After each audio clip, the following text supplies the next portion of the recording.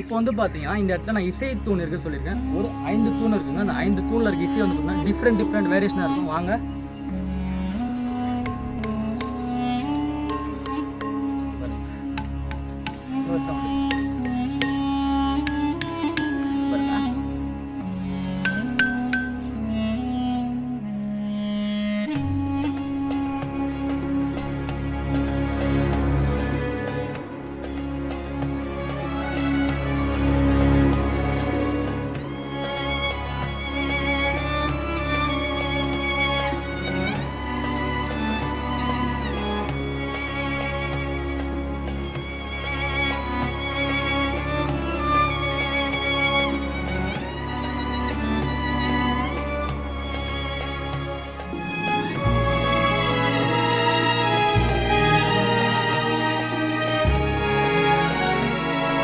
எல்லாருக்கும் வணக்கம்.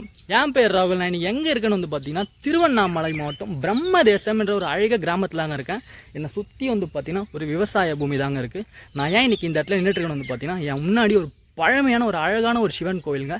நீங்கள் இந்த ஊருக்குள்ளே வந்தோடனே இந்த ஊர் மக்கள்கிட்ட ஒரு சிவன் கோயில்னு கேட்டால் சொல்ல மாட்டாங்க, ராஜேந்திர சோழன் கோயில் கேட்டால் தான் சொல்லுவாங்க. ராஜேந்திர சோழன் சொன்னதான் இந்த ஊர் மக்களுக்கு இந்த கோவில் தெரியும். ஏன் இந்த இடத்துல அப்படி சொல்கிறாங்கன்னு வந்து பார்த்தீங்கன்னா இந்த இடத்துல ராஜேந்திர சோழன் வந்து புதைக்கப்பட்ட ஒரு இடம் என்று சொல்கிறாங்க. அது என்ன வரலாறுன்ட்டு நம்ம உள்ளே போய் இந்த கோவில் சுற்றி பார்த்து எல்லாமே தெரிஞ்சுக்கலாம். அதே மாதிரி இந்த கோவிலுக்குள்ள வந்து பார்த்தீங்கன்னா ஒரு இசை தூண் இருக்குங்க, அதை பற்றி நம்ம தெரிஞ்சுக்கலாம். அதுக்கு முன்னாடி நீங்கள் யாரும் சேனலில் புதுசாக பார்த்தீங்கன்னா மறக்காம சப்ஸ்கிரைப் பண்ணுங்கள். ஸோ அப்போ தான் இந்த மாதிரி வீடியோஸில் நீங்கள் வீட்டில் இருந்தபடியே பார்க்கலாம். இப்போ வாங்க இந்த கோவிலை சுற்றி பார்த்து இந்த கோவிலோட முழு வரலாறு பார்க்கலாம். லாஸ்ட்டாக நீங்கள் இந்த கோவிலுக்கு எப்படி வரணுன்ட்டு ஃபுல்லாக சொல்கிறேன், ஸ்கிப் பண்ணாமல் பாருங்கள். வாங்க உள்ளே போகலாம்.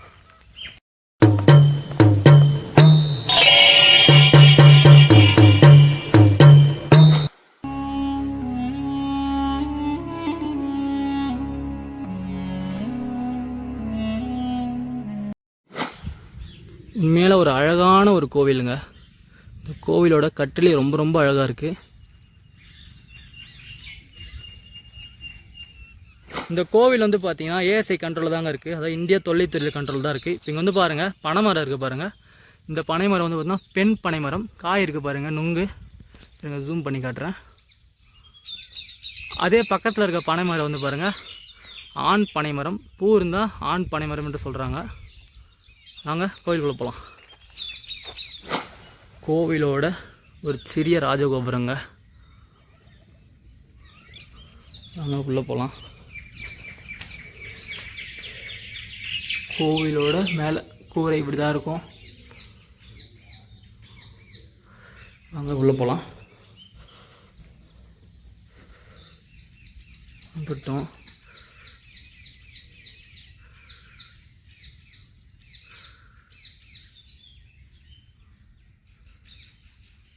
இப்போ வந்து பார்த்தீங்கன்னா நம்ம இந்த கோவிலுக்குள்ளேயே வந்துட்டோங்க. இந்த கோவில் வந்து பார்த்தீங்கன்னா இன்னும் திறக்கலை.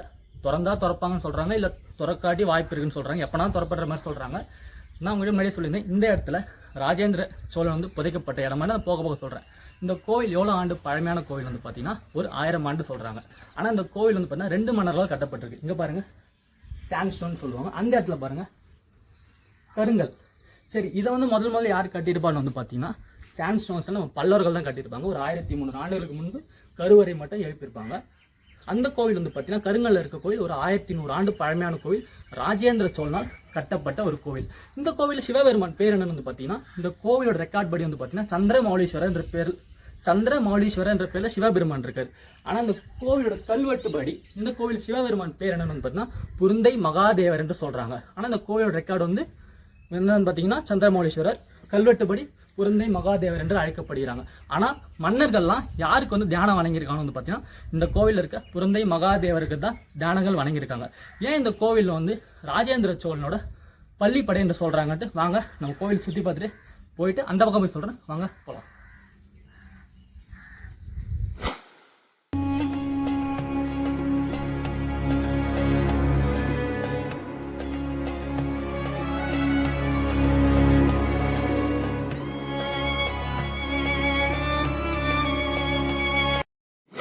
இப்போ வந்து பார்த்தீங்கன்னா நம்ம நின்றுட்டு இருக்க இந்த கோவிலில் ராஜேந்திர சோழனோட பள்ளிப்படை சொல்கிறாங்க. அதாவது ராஜேந்திர சோழன் நினைவிடம் இந்த இடத்துல ஒரு சமாதி இருக்கான்னு நம்ம பார்க்க போகிறோம். எல்லாருமே என்ன சொல்கிறாங்க, இந்த ஊர் மக்கள் பல வரலாற்று ஆய்வாளர்கள் என்ன சொல்கிறாங்கன்னா, இந்த இடத்துல ராஜேந்திர சோழனோட பள்ளிப்படை இருக்குன்னு சொல்கிறாங்க. முதல்ல ராஜேந்திர சோழன் யார் வந்து பார்த்தீங்கன்னா, மாமன்னன் ராஜராஜ சோழனோட மகன் தான் ராஜேந்திர சோழன். ராஜேந்திர சோழன் சொல்லும்போது நம்மளுக்கு என்ன ஞாபகம் வரும்னு பார்த்தீங்கன்னா, ஒரு தோல்வியே காணாத ஒரு மன்னன் என்று சொல்லலாம். எல்லா மன்னர்களும் போரிட்டு இருக்காங்க, ஜெயிச்சிருக்காங்க, தோல்வி அடைஞ்சிருக்காங்க. ஆனால் ராஜேந்திர சோழன் வந்து பார்த்தா தோல்வியே அடையாதவர்.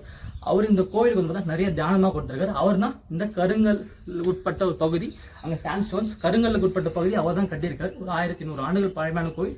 அவர் இந்த கோவில் நிறைய தியானங்கள்லாம் வழங்கியிருக்காங்க. ஆனால் சில வரலாற்று ஆய்வாளர் என்ன சொல்றாங்கன்னா, அவர் வந்து இந்த இடத்துல பள்ளிப்படையா இருக்காருன்னா என்ன சொல்றாங்க, அவரே எப்படி இந்த கோவிலுக்கு நிறைய தானம் கொடுத்ததா கல்வெட்டு எழுதியிருப்பாங்க அப்படின்ற மாதிரி சொல்றாங்க. இந்த கோவில் வந்து பார்த்தீங்கன்னா 90 கல்வெட்டு கிட்டத்தட்ட இருக்குங்க. அதாவது இப்போ நம்ம பொன்னியின் செல்வன் ஒரு நாவல் பார்க்கும்போது நம்மளுக்கு யார் முக்கியமாக வரும் பார்த்தீங்கன்னா, வந்தியத்தேவன். அவருக்கு எத்தனை மனைவிகள் இருந்தாங்கன்ட்டு அந்த கல்வெட்டு கூட இந்த இடத்துல இருக்கும். 90 கல்வெட்டு இருக்குங்க. இது உண்மையாக ஷேர் பண்ணி விடுங்க. ராஜேந்திர சோழனோட பள்ளிப்படை கிடையாது. ஒரே ஒரு இதுதான் நீங்கள் புரிஞ்சுக்கணும். ஒருத்தரோட பள்ளிப்படையாக இருந்தால் அவரோட கல்வெட்டு எப்படி இங்கே இருக்கும், அவர் தியானமாக கொடுத்ததெல்லாம். இந்த கோவிலுக்கு நிறைய கல்வெட்டு இருக்குது, 90 கல்வெட்டு இருக்குது. ராஜராஜ சோழன், ராஜேந்திர சோழன், பராந்தக சோழன் சொல்லிட்டே போகலாம். அவ்வளோ கல்வெட்டு இருக்குது ஒரு சின்ன கோவிலில். வாங்க, இன்னும் நம்ம போயிட்டே இருக்கோம். உங்கள்ட்ட சொல்லியிருந்தேன் இந்த இடத்துல ஒரு இசை தூண் இருக்குன்ட்டு. வாங்க நம்ம போயிட்டு இசை தூணை பார்க்கலாம்.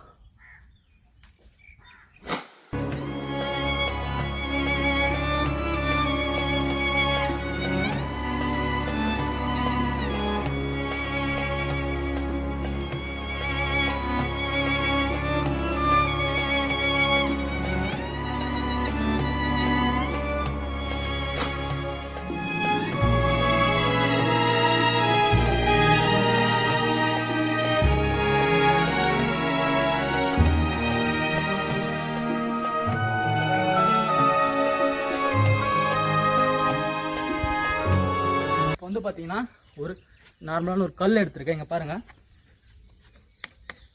கிட்ட காட்டுங்க. இங்கே பாருங்க, நார்மலாக சவுண்ட் வருது, இசைத்தூண். கிட்ட காட்டுங்க.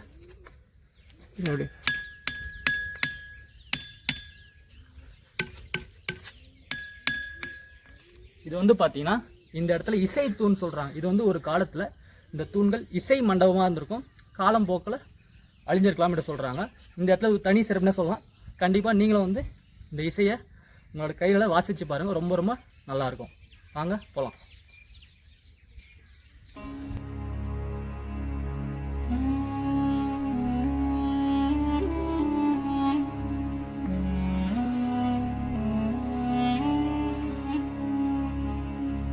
பார்த்தீங்கன்னா ஒரு வழியாக நம்ம சிவன் கோவிலில் போய்ட்டு சிவபெருமானை பார்க்க முடியலங்க. ஏன்னா கோவில் திறக்கல. உள்ளே இருக்க நந்தி வந்து பார்த்தா ரொம்ப ரொம்ப அழகாக இருந்துச்சு, ஒரு தத்துருவமாக.